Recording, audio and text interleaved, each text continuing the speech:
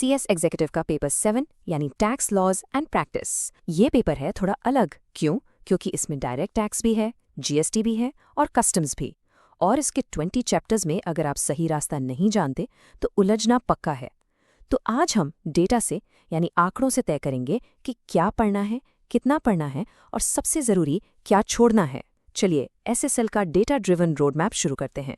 सबसे बड़ी गलती जो स्टूडेंट्स करते हैं वो ये है कि 20 चैप्टर्स देखकर लगता है सब बराबर है, सब पर एक जैसी मेहनत करते रहते हैं, लेकिन डेटा कुछ और ही कहता है। सच तो ये है कि 9 चैप्टर्स ऐसे हैं जिनसे कुल मिलाकर 10% से भी कम मार्क्स आते हैं। सोचिए, अगर आपने उन पर घंटों लगा दिए तो वो समय सीधा सीधा बर्बाद हो गया। इससे बचने के लिए ही हमने पिछले 10 एग्जाम्स का डेटा एनालाइज किया है। आइए देखते हैं कि उससे क्या निकल कर आया। तो हमारा सोल्यूशन क्या है? हमारा सोल्यूशन है डेटा। हमने 10 एग्जाम सेशंस का एकदम गहरा एनालिसिस किया है।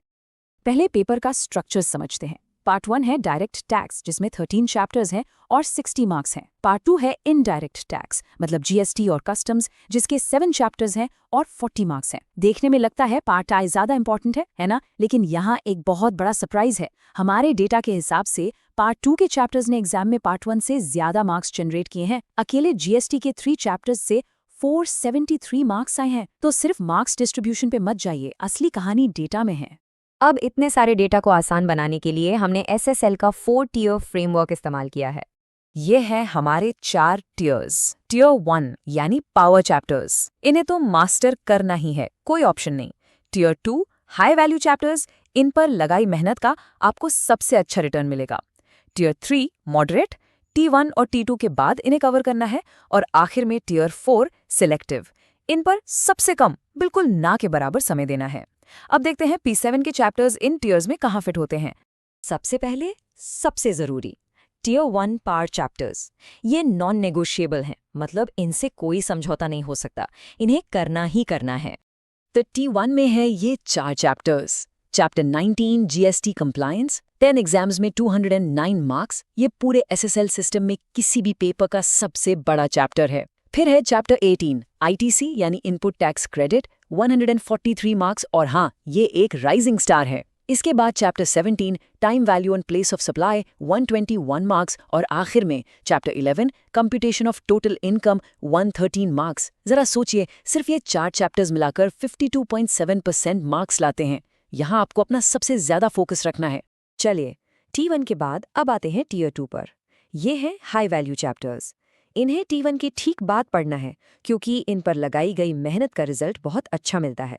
टियर 2 में है 3 chapters. Chapter 13 direct tax compliance, TDS advance tax वाला, 91 मार्क्स के साथ, और ये भी एक राइजिंग स्टार है। फिर है चैप्टर 16 GST का लेवी और कलेक्शन, 85 मार्क्स, और चैप्टर 20 कस्टम्स एक्ट, 78 मार्क्स। पर एक चीज यहाँ ध्यान देने वाली है, चैप्टर 16 और 20 दोनों का ट्रेंड नीचे जा रहा है। इसका मतलब इनके कोर कंसेप्ट्स को पढ़िए, बहुत ज्यादा डीप में मत जाइए। अगला नंबर है टियर 3 का। ये मॉडरेट चैप्टर्स हैं, जिन्हें आपको T1 और T2 पूरा करने के बाद उठाना है। टियर 3 में ये 4 चैप्टर्स आते हैं। इनका एक अच्छा सॉलिड रिवीजन करना है। इनमें PhD नहीं करनी। चैप्टर 2 बेसिक कॉन्सेप्ट्स, ये तो नींव है। चैप्टर 9 क्लबिंग प्रोविजंस, ठीक ठाक एवरेज है। चैप्टर 7 कैपिटल गेन्स और चैप्टर 6 PGBP।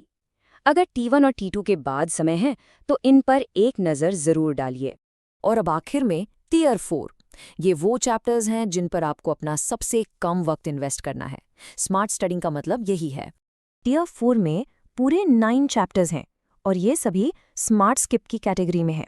सबसे हैरान करने वाली बात, चैप्टर 1 और चैप्टर 14 पिछले 10 एग्जाम्स में एक बार भी नहीं आए हैं, 0 मार्क्स।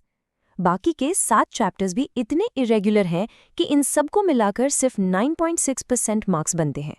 तो साफ बात है, इन पर 1 घंटे से ज्यादा लगाना बेवकूफ़ी होगी। अब जरा इस नंबर को देखिए, 75.6%। ये इस पूरे एनालिसिस का सबसे इंपॉर्टेंट नंबर है। सिर्फ 7 चैप्टर्स, मतलब T1 और T2 के चैप्टर्स मिलाकर पिछले 10 एग्जाम्स में 75.6% मार्क्स लाए हैं। बाकी के 13 चैप्टर्स से सिर्फ 24% मार्क्स आए। मैसेज बिल्कुल क्लियर है, 7 चैप्टर्स मास्टर करिए, बाकी 13 को मैनेज करिए। तो अब इस सारी इन्फॉर्मेशन का करना क्या है? इसे इस्तेमाल कैसे करना है? चलिए अब बनाते हैं आपका पेपर 7 का फाइनल स्टडी ब्लूप्रिंट। ये है आपका 60-30-10 का प्लान। अपनी 60% एनर्जी लगाइए T1 के चारों चैप्टर्स पर, 19, 18, 17 और 11। इनमें कोई कॉम्प्रोमाइज नहीं। फिर 30% एनर्जी T2 पर, और यहाँ चैप्टर 13 से शुरुआत करना क्योंकि वो राइजिंग स्टार है। बाद में 16 और 20 के कोर कॉन्सेप्ट्स देख लेना, और बची हुई 10% एनर्जी में T3 और T4 को निपटाना है, बस की टर्म्स देकर। सिंपल। चलिए एक क्विक समरी देखते हैं। राइजिंग स्टार्स में चैप्टर 18 आईटीसी 216% ऊपर गया है और चैप्टर 13 90%। इन दोनों पर स्पेशल ध्यान देना है। जो चैप्टर्स नीचे जा रहे हैं उनके सिर्फ कोर प्रोविजंस पढ़ने हैं, और स्मार्ट स्किप के 9 चैप्टर्स सिर्फ 9.6% मार्क्स हैं। बस इतना ही समय देना है उन्हें। जाने से पहले बस ये 3 बातें याद रखिएगा। पहली, जीएसटी इस पेपर का इंजन है। चैप्टर 17, 18, 19 इन पर कोई कॉम्प्रोमाइज नहीं। दूसरी, आईटीसी चैप्टर 18 अब एग्जामिनर की प्रायोरिटी लिस्ट में सबसे ऊपर है। और तीसरी, 9 चैप्टर स्मार्ट स्किप हैं, उन पर अपना कीमती समय बर्बाद मत करिएगा। बस एक बात याद रखिएगा, ये डेटा आपको रास्ता दिखा सकता है, पर उस रास्ते पर मेहनत आपको ही करनी होगी। अपनी समझ और इस डेटा का सही इस्तेमाल करके आप यकीनन बहुत बेहतर स्कोर कर सकते हैं। एसएसएल के साथ पढ़ते रहो, स्टडी स्मार्ट, स्कोर बेटर।